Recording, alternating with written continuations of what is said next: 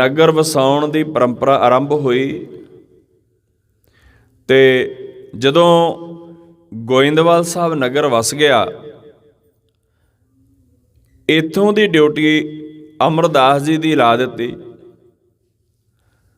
ਗੁਰੂ ਅੰਗਦ ਦੇਵ ਮਹਾਰਾਜ ਸੱਚੇ ਪਾਤਸ਼ਾਹ ਫਿਰ ਖਡੂਰ ਸਾਹਿਬ ਜਾ ਕੇ ਵਸੇ, ਔਰ ਬੇਅੰਤ ਸੰਗਤਾਂ ਖਡੂਰ ਸਾਹਿਬ ਗੁਰੂ ਪਾਤਸ਼ਾਹ ਜੀ ਦੇ ਦਰਸ਼ਨਾਂ ਨੂੰ ਆਉਂਦੀਆਂ,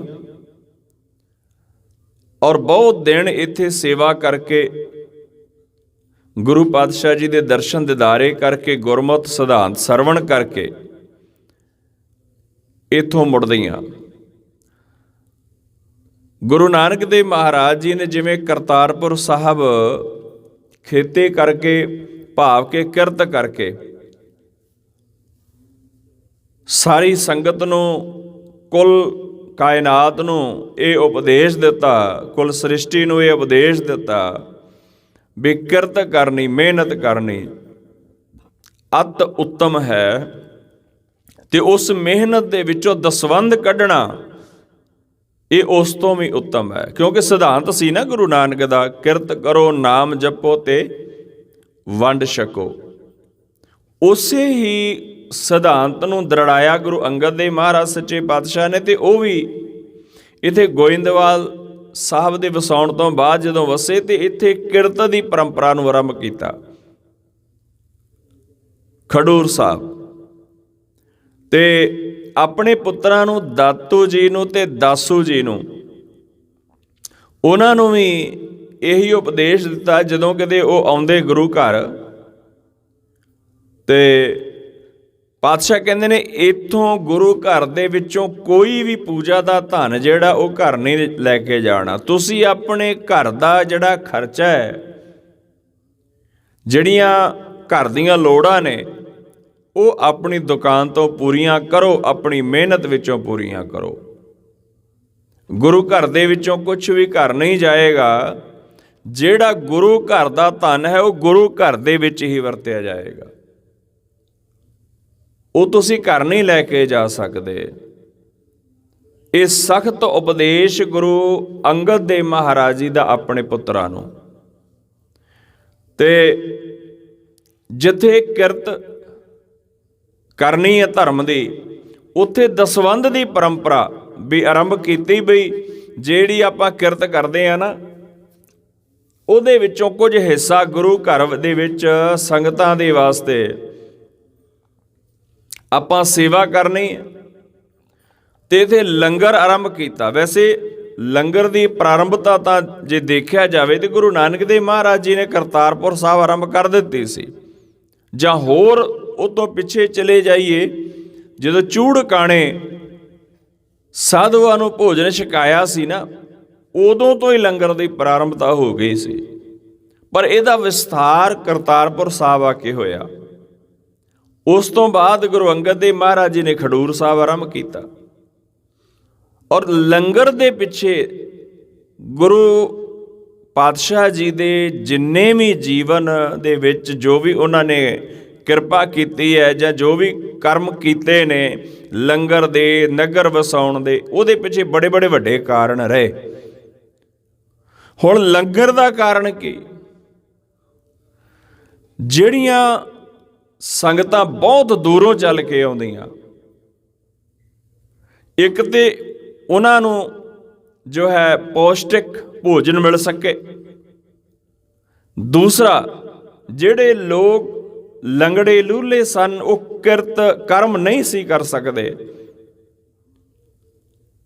ਉਹਨਾਂ ਵਾਸਤੇ ਇੱਕ ਆਸਰਾ, ਇੱਕ ਭੋਜਨ ਜੋ ਹੈ ਉਦਰ ਪੂਰਤੀ ਵਾਸਤੇ ਉਹ ਲੰਗਰ ਦੇ ਵਿੱਚੋਂ ਮਿਲ ਜਾਂਦਾ। ਤੇ ਦੂਸਰਾ ਜਿਹੜੇ ਬੇਆਸਰੇ, ਜਿਨ੍ਹਾਂ ਦਾ ਆਸਰਾ ਹੀ ਕੋਈ ਨਹੀਂ, ਜਿਨ੍ਹਾਂ ਦੇ ਕੋਲ ਕੋਈ ਜ਼ਮੀਨ ਨਹੀਂ, ਕੋਈ ਜਾਇਦਾਦ ਨਹੀਂ, ਆਮਦਨ ਦਾ ਕੋਈ ਸਾਧਨ ਨਹੀਂ, ਭੋਜਨ ਦੇ ਵਾਸਤੇ ਉਹ ਵਿਚਾਰੇ ਦਰ ਦਰ ਤੇ ਭਟਕਦੇ ਨੇ। ਉਹਨਾਂ ਨੂੰ ਇੱਜ਼ਤ ਦੀ ਜੋ ਹੈ, ਇੱਜ਼ਤ ਦਾ ਭੋਜਨ ਮਿਲ ਸਕੇ, ਇਸ ਵਾਸਤੇ ਲੰਗਰ ਦੀ ਪ੍ਰਾਰੰਭਤਾ ਕੀਤੀ। ਔਰ ਲੰਗਰ ਵੀ ਐਸਾ ਜਿਹੜਾ ਪੌਸ਼ਟਿਕ ਹੈ, ਜਿਹੜਾ ਤਾਕਤਵਰ ਹੈ, ਉਹ ਭੋਜਨ ਸਾਰਿਆਂ ਨੂੰ ਮਿਲੇ। ਇਸ ਤੋਂ ਵੀ ਅੱਗੇ ਜਿਹੜਾ ਇਹ ਲੰਗਰ ਹੈ, ਇੱਥੇ ਵਿਸ਼ੇਸ਼ ਕਿਸੇ ਮਨੁੱਖ ਵਾਸਤੇ ਜਾਂ ਵਿਸ਼ੇਸ਼ ਕਿਸੇ ਜਾਤੀ ਵਾਸਤੇ ਜਾਂ ਵਿਸ਼ੇਸ਼ ਕਿਸੇ ਵਰਣ ਵਾਸਤੇ ਅੱਡੋ ਅੱਡੀ ਲੰਗਰ ਨਹੀਂ, ਕੇਵਲ ਇੱਕ ਪੰਗਤ ਦੀ ਪ੍ਰਾਰੰਭਤਾ ਕੀਤੀ। ਕੋਈ ਅਮੀਰ ਹੈ, ਚਾਹੇ ਕੋਈ ਗਰੀਬ ਹੈ, ਕੋਈ ਉੱਚੀ ਕੁਲ ਦਾ, ਚਾਹੇ ਕੋਈ ਨੀਵੀਂ ਕੁਲ ਦਾ, ਚਾਹੇ ਕਿਸੇ ਵੀ ਵਰਣ ਦਾ ਹੈ, ਕਿਉਂਕਿ ਇਸ ਮਨੁੱਖਤਾ ਨੂੰ ਬ੍ਰਾਹਮਣਵਾਦ ਨੇ 4 ਵਰਣਾਂ ਦੇ ਵਿੱਚ ਵੰਡਿਆ ਹੋਇਆ ਸੀ। ਖੱਤਰੀ, ਬ੍ਰਾਹਮਣ, ਸ਼ੂਦਰ ਤੇ ਵੈਸ। ਤੇ ਸ਼ੂਦਰਾਂ ਨੂੰ ਤਾਂ ਪੁਰਾਣੇ ਸਮੇਂ ਦੇ ਜੇ ਇਤਿਹਾਸ ਜਾਂ ਪੁਰਾਣੇ ਸਮੇਂ ਦੀਆਂ ਸਾਖੀਆਂ ਸੁਣੀਏ, ਪਤਾ ਲੱਗਦਾ ਵੀ ਸ਼ੂਦਰਾਂ ਨੂੰ ਪਿੰਡ ਦੇ ਸਾਂਝੇ ਖੂਹ ਦੇ ਉੱਤੋਂ ਪਾਣੀ ਨਹੀਂ ਸੀ ਭਰਨ ਦਿੱਤਾ ਜਾਂਦਾ, ਔਰ ਆਪਣੇ ਬਰਾਬਰ ਬੈਠਣ ਵੀ ਨਹੀਂ ਸੀ ਦਿੱਤਾ ਜਾਂਦਾ। ਇਹ ਤੇ ਇਨਕਲਾਬ ਲਿਆਂਦਾ ਗੁਰੂ ਨਾਨਕ ਪਾਤਸ਼ਾਹ ਨੇ। ਜਿਹੜੀ ਸੁੱਤੀ ਹੋਈ ਆਤਮਾ ਸੀ, ਸੁੱਤੇ ਹੋਏ ਲੋਕ ਸਨ, ਗੁਰਮਤਿ ਸਿਧਾਂਤਾਂ ਤੋਂ ਉਹਨਾਂ ਨੂੰ ਜਗਾਇਆ।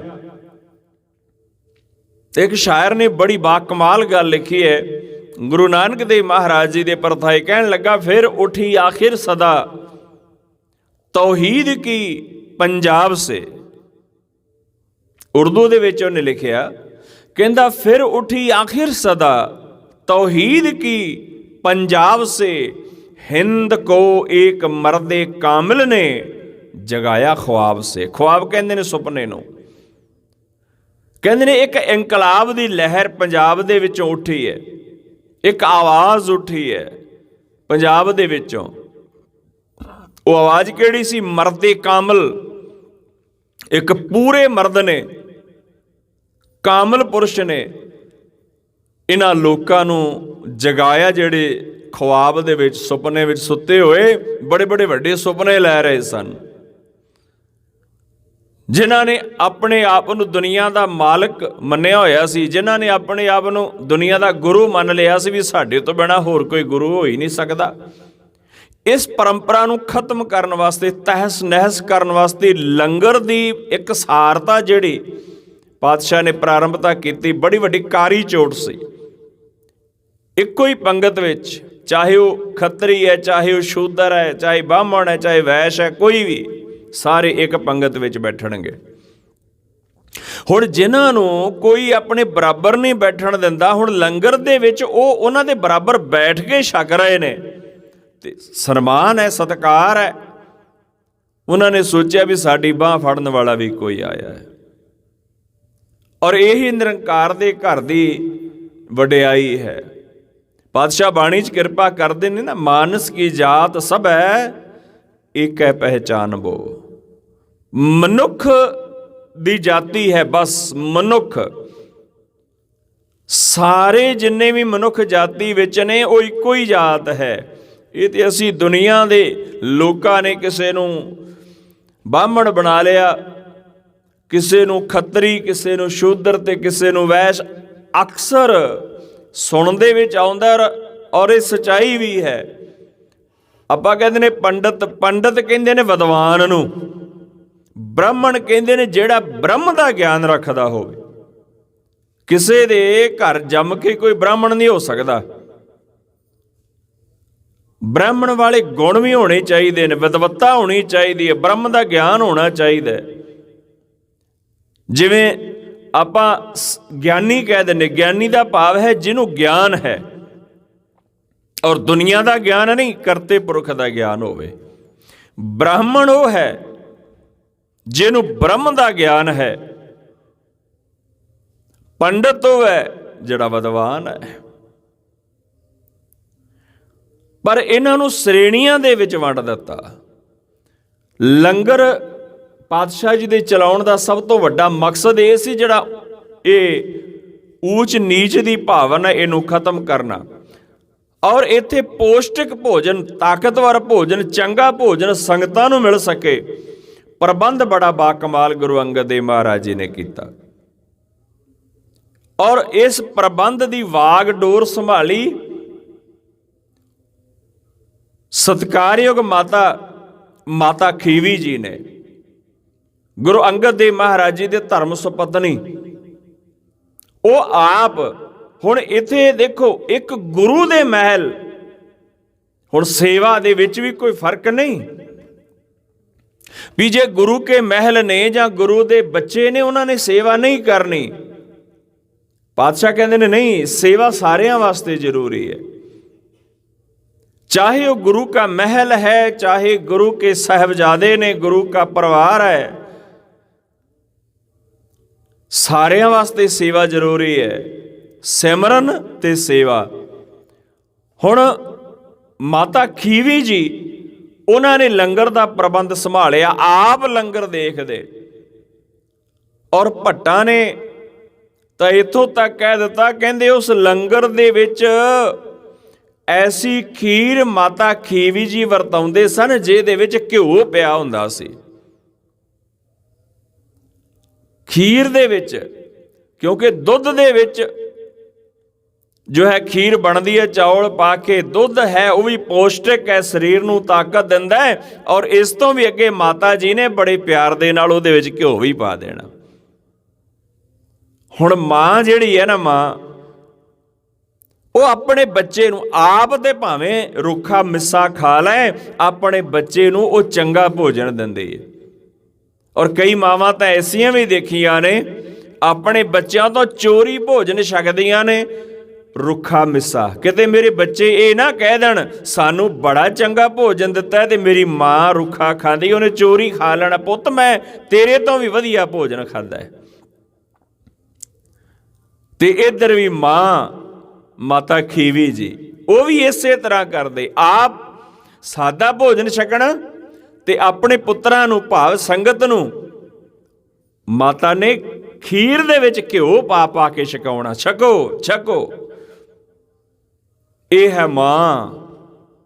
और लंगर जिवें गुरु अंगद देव महाराज जी ने आरंभता की, माता खीवी जी ने इन बिन गुरु दे हुक्म दे विच चल के नाले तो लंगर दे विच सेवा करनी, नाले सेवादारां दे कोलों बड़े प्यार नाल उन्हां नूं प्रेर प्रेर के सेवा करवाउणी, ते नाले आप वरताउण लग जाना भी किते कोई सेवादार किते वितकरा ना कर जाए। माता जी ने आप नाल वरताउणा, आप खीर आप वरताउणी। इन्ना प्यार देखो, कई भावनावां, एक ते जिहड़ी किरत करनी उहदा दसवंध गुरु के लंगरां विच भेजना, ये उपदेश। दूसरा, जिहड़ा भी आया जरूरतमंद उहनूं गुरु घर दे विचों भोजन मिल जाए, लंगर दे विचों भोजन मिल जाए।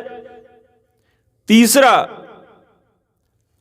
भोजन ताकतवर होवे, पौष्टिक होवे, और जिहड़ा छके उहदे शरीर नूं कुछ बल भी मिल सके, ਉਹਦੇ ਸਰੀਰ ਨੂੰ ਤਾਕਤ ਵੀ ਮਿਲ ਸਕੇ। ਹੁਣ ਸਰੀਰ ਨੂੰ ਤਾਕਤ, ਮਨ ਜਿਹੜਾ ਹੈ ਨਾ, ਦੇਖੋ ਤਨ ਤੇ ਮਨ ਦੋ ਅਵਸਥਾਵਾਂ ਨੇ। ਆਪਾਂ ਕਹਿੰਦੇ ਇੱਕ ਨਿਰੰਕਾਰ ਵਾਹਿਗੁਰੂ ਨਾਲ ਜੁੜਨਾ ਹੈ। ਜਦੋਂ ਇੱਕ ਵਾਹਿਗੁਰੂ ਨਾਲ ਜੁੜਨਾ ਹੈ ਤੇ ਮਨੁੱਖ ਨੂੰ ਪਹਿਲਾਂ ਆਪ ਇੱਕ ਹੋਣਾ ਪਏਗਾ, ਤਨ ਕਰਕੇ ਤੇ ਮਨ ਕਰਕੇ। ਜਿੱਥੇ ਤਨ ਹੈ ਉੱਥੇ ਮਨ। और जे मन बलशाली है, मन के अंदर ताकत है, मन मजबूत है, तो वह जुड़ जाएगा।